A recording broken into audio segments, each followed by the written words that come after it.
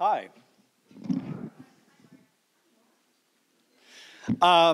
Jesus. All right. I am here to introduce a very dear friend of mine. Her name is Karen Foster. A number of you may know her. She is from Los Angeles originally.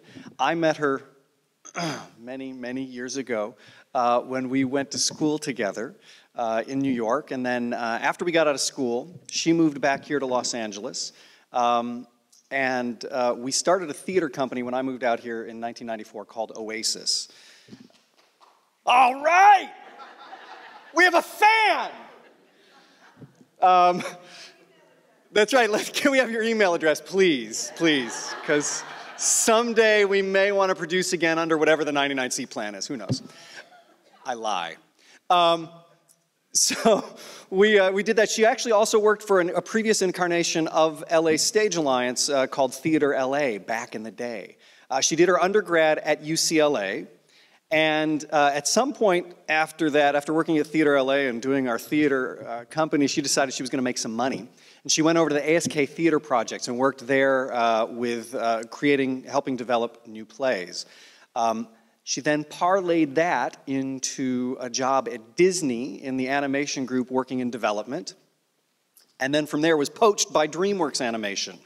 She's now, well, I think she's producing animated stuff, but also now live action things for DreamWorks again. In fact, next week is going off to London to do something with Shrek there. So she's got an interesting sort of story, I think, to tell. And one of the reasons that I wanted to bring her in and speak is with all the changes that are going on in the LA theatrical community, to talk about sort of resilience and change and these kinds of things and opportunity and identifying them. I think she'd be a great person to talk to about that. So Karen Foster from DreamWorks Animation. You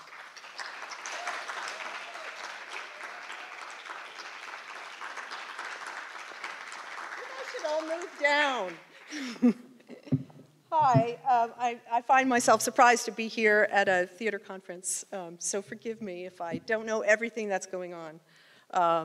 But I think it might be an interesting time to talk about resilience and improvisation in Los Angeles due to the fact that obviously the equity rules are changing and there's a lot of brouhaha about what's going on with the 99-seat theater and an East Coast organization telling the West Coast what to do. So I'm from LA, and all I ever wanted was a life in the theater. And that life in the theater always meant East Coast. And I used to come downtown and I would pretend that downtown Los Angeles was a big city. I'd look at the two big buildings like this and pretend there were more. My first job here was at the LA Theater Center, which was an organization that some of you may know about, but anyway, it was in the 80s, and it was built downtown on Spring Street, and we thought we were gonna, revitalize downtown Los Angeles and make it everything that it is today, except that 20 years ago it wasn't gonna happen. So that dream didn't happen, and I thought, oh my God, I need to be in the theater, and I have to make my dream live, and so I auditioned for Juilliard, not intending to get in. I just wanted to be able to stand here as a 50-year-old and say I'd tried. But accidentally, I got in, and I met Mark Doerr. And I was a really great, good girl. I followed all the rules. I was a very good student. And I graduated, and I followed the rule of waiting for the phone to ring, because that's what good Juilliard actors did. And I waited for a long time for the phone to ring, and it never effing rang. I mean, it just didn't ring, and I spent a lot of time depressed and waiting tables in New York City. And pretty soon it became clear that my dream of a life in the East Coast establishment theater was just not going to happen. So I came back to LA, I ran back into the arms of my friends, and luckily some of my friends from Juilliard also came with me, i.e. Mark Doerr. And at some point, while I was working at Theater LA, by the way, as the receptionist, just now the LA Theater Alliance, I found out that there was a grant to be had through the Juilliard School of $10,000, and I thought, I am going to do everything I can to get that goddamn money, because I have given them a lot of money and now I want some of it back.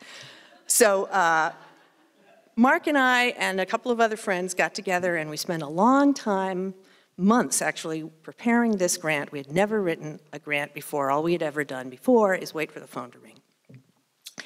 And we wanted our grant to look better than just we're 4 desperate actors wanting to get this $10,000. So my life of obeying the rules and doing exactly everything right began to end and crumble at this moment because I wanted that money.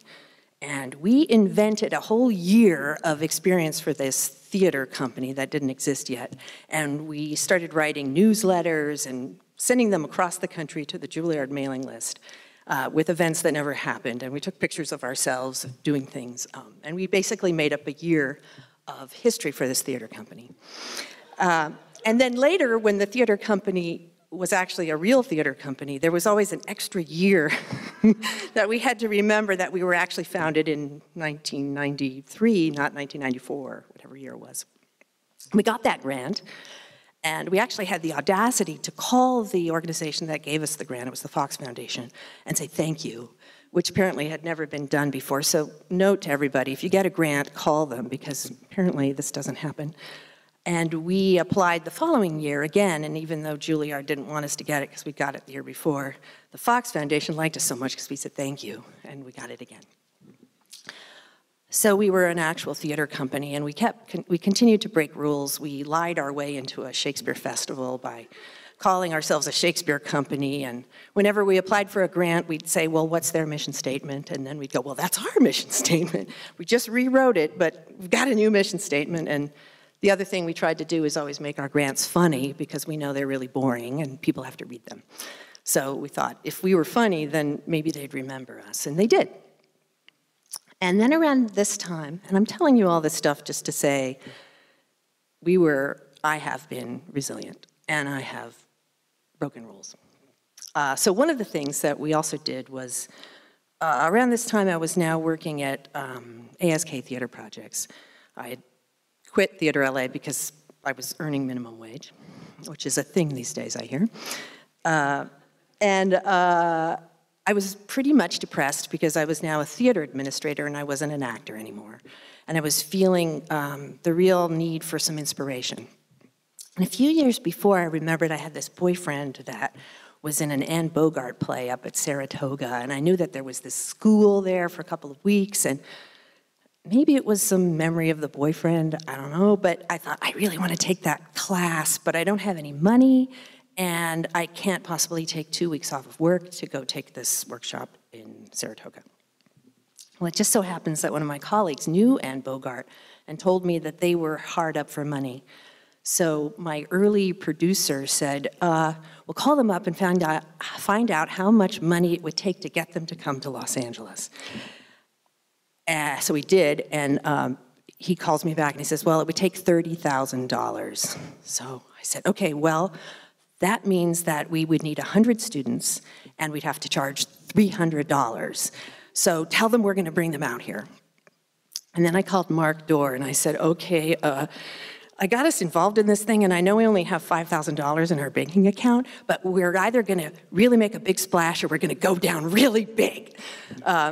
So we took $1,000 and we took out an ad in American Theater Magazine, and we said, Anne Bogart comes to LA for the first time, $300, 2 weeks, et cetera, et cetera. And we got 100 students, and we got a grant for $10,000, and we got all this stuff donated, and it was an amazing success. And the year later, we did it again. And that was all done with us just saying, we're kind of depressed, and we really want some inspiration, and what can we do to bring this famous person that we don't know to Los Angeles? And all you have to do is ask the question, how much would it take?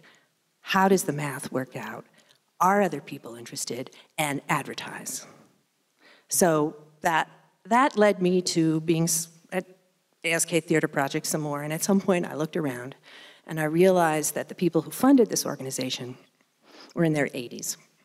And there was no endowment for ASK Theater Projects, which was a really amazing group, an amazing time in Los Angeles. For those of you who remember, there was a real center because they had a bunch of money and they could bring actors together and playwrights together and create beautiful work. But these people who wrote the checks every year were in their 80s. And I knew that they were going to die. And that meant that I was going to be unemployed. And at this point, I was 38 years old, and I don't know about those of you, but I wasn't wanting to settle for minimum wage. I wanted maximum wage. And I think as artists and creative people, we should all strive for maximum wage. And at that time, I was not getting it. And I was pretty sure I was going to be unemployed. So I said to my friends, I need a new profession. I don't know what it is. When you figure it out, please come and tell me. And I think the only person who did come and say anything to me is actually in the audience. Randy Trapitz, thank you very much, recommended me for a job at Disney. And I thought, oh, she said, I recommended you for a job as a development executive. And I remember saying, well, there's no way that they would ever hire me, but okay, great. And they did hire me. Thank you, Randy. And then I spent the next 17 years basically approaching my work in animation from a theater perspective, which was, I don't know anything about animation and I don't know anything about story development, but I used to be an actor, and actors know that characters have a motivation, that characters have obstacles, that actors have to figure their way around the obstacle. And lo and behold, that is actually the same fundamental of storytelling. So I became a really good development executive, and I pretty much lied and faked my way through that until one day I decided, oh, I should be a producer. And I had a meeting with Jeffrey Katzenberg, and I said, I want to be a producer, even though I have no experience. And he, for some reason, thought, okay, I'll let you be one. So this is a long way of saying that, yes, we all want to be creative people. I wanted a life in the theater. What I ended up with was a theatrical life. And now I'm working on a theater project in London that's Shrek-based, albeit, but I found out on Friday that 18,000 tickets have been sold. So that means that I'm working on a theater project where 18,000 tickets have just been sold, and I never imagined in my life that I would do that. And if I had written my life 20 years ago or 25 years ago, I would never be able to write the story that led me to this moment where I get to do this cool-ass theater project in London. So what I'm trying to invite you to do at this moment of somewhat turmoil in Los Angeles is to think out of the box. Because we are not New York City, we are Los Angeles.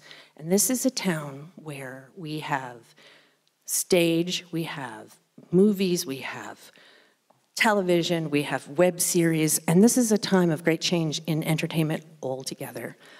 When I am on other panels for animation or film, I often have people in the audience, and often young people ask me, well, what's the future, et cetera. And I always say the same thing, which is, anybody who's on a panel is the past. The future is in the audience, and you should be determining what your future is and what theater in Los Angeles will look like. And you shouldn't be worried about what the rules are from another East Coast institution somewhere telling you what it is. You have to look outside of the box, and if it were me, don't tell anyone, but if it were me and I had a theater company, which I do, I would call it, I'm making a movie. And I would get my rights from SAG to do this low-budget movie. And then I would do a Kickstarter, and I would sell tickets to my movie that has live rehearsals, and I'm making this up, and I would invite them as investors to these private performances that I have cleared through SAG because it's a fucking movie. So that's what I would do. Or I would come up with some lying, cheating, out-of-the-box way to do it. So I don't know what your ideas are out there, but this is Los Angeles. And if you've read the New York Times magazine last weekend, it said all the cool people are leaving New York City to move to the east side of Los Angeles because that's where all the cool art is. So congratulations, you are here, and you don't have to move from Williamsburg.